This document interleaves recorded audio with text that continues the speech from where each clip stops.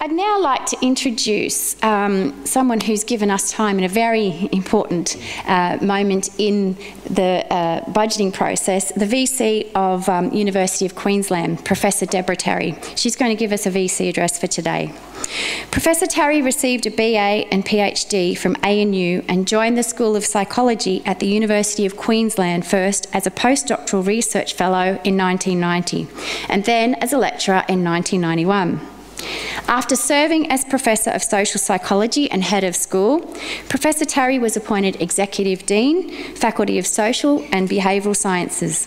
In 2008, Professor Terry was appointed as the inaugural Deputy Vice-Chancellor of Teaching and Learning, a position which was later retitled Deputy Vice-Chancellor Academic.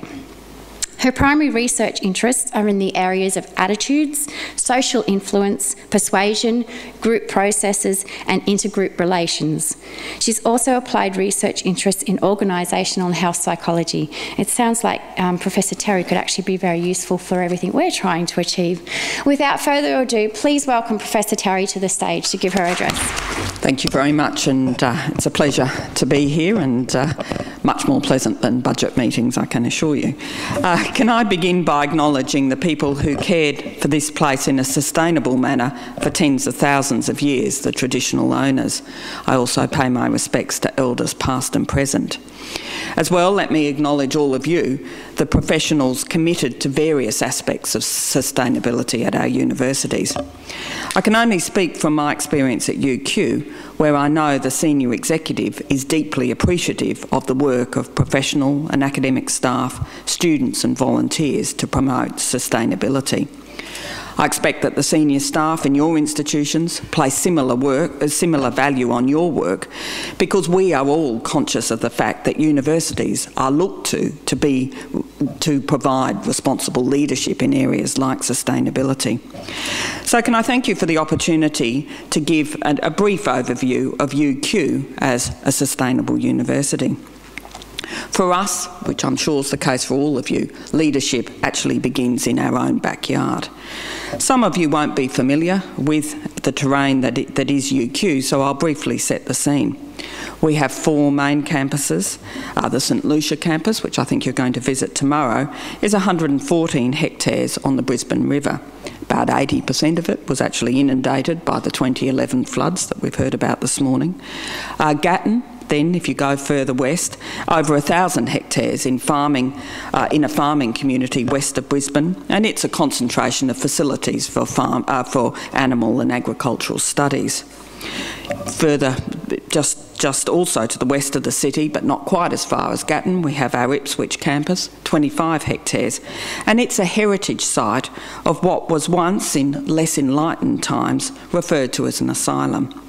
Hurston is a much more compact space, it's north of the city, shared with the Royal Brisbane Women's and Children's Hospitals.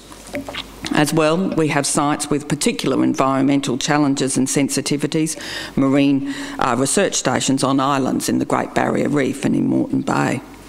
In all, we have well over 600 buildings used by more than 45,000 students, the large proportion of which attend are on-campus students. Many of them actually live on campus at our residential colleges on the St Lucia campus, and they're right round the perimeter of our St Lucia campus and were really quite impacted by the floods.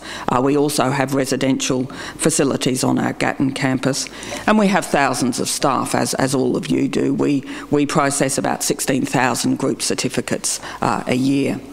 Plus, we have many thousands of people who visit one or more of our campuses each year for sport, for recreation, for culture, for socialising and for conferences. You could potentially regard all of this as problematic for sustainability, but I think it's actually a channel for many opportunities. That's because our campuses, it's not only UQ's campuses, it's all of your campuses that you represent, are interactive platforms for innovation, where people from all over the community can feel that they're actually part of actions that we can put in place for a healthier planet. As institutions, we have a natural advantage because we are blessed with the ideal stakeholders in matters of sustainability. Our students and our prospective students are mostly young, they're educated, they're energetic, and they're motivated to build a better world. This year at UQ, our annual Teaching and Learning Week, where we celebrate the high points in teaching and learning, will have sustainability as its theme. We're also considering possibilities such as including, in terms of references for our school and our discipline reviews, ways of incorporating sustainability into our academic programs. At St Lucia, we have a large rooftop solar photovoltaic array, which I think some of you will see tomorrow, and it serves multiple purposes for learning and research and supplies about 5% of the university's electricity needs. We're also a research leader on a huge solar flagship AGL project over 2 sites in New South Wales, and the work on this project will be informed by research on a solar farm at our Gatton campus. This week, in a great example, I think, of commercialised research, a solar technology startup company that was created by 2 UQ researchers was announced as the first recipient of venture capital from the federal government's new Southern Cross Renewable Energy Fund, $2.5 million, matched by a US-based investor. So we've already got $5 million attracted to that company. Even the US Navy has shown some interest in our biofuels work, R&D work, as a potential source for their ambitious Green Fleet project. So our involvement in alternative energies, which I'm sure is the case across many universities in Australia, is very diverse. There's lots of work going on in energy, and one of the challenges for universities is how do people in the community access our research in these diverse areas. So what we did in 2011 was establish a UQ Energy Initiative, which integrates the strengths in research across 4 of our faculties and 6 of our research institutes. In terms of our operations, our aspirational target for emissions reduction by 2020 is 25% on 2008 and 2009 levels, so that's pretty ambitious. The Gatton Solar Farm that I mentioned will begin next year as the pilot for the solar flagship project. At 3.3 megawatt hours, it will deliver 100% solar capability to Gatton. And when we add that to the St Lucia rooftop array, it will lift our whole of university solar usage to about 20% of our total electricity consumption. But when you consider that electricity accounts for about 97% of our reportable emissions, and that the new carbon price regime adds about $3.4 million to our electricity bill, sustainability is not a choice but an imperative. So as with any business, and I'm sure you're all involved in these discussions, being greener is a balance sheet proposition as well as a moral and ethical imperative. The advantage that we all have is that we're involved in running very large institutions, so you can actually reliably measure and track improvements in the span of months and years. So I actually see the increased regulatory demands for environmental reporting not as an imposition, but as extra stimuli for our research into our own impacts. We really do need to understand that.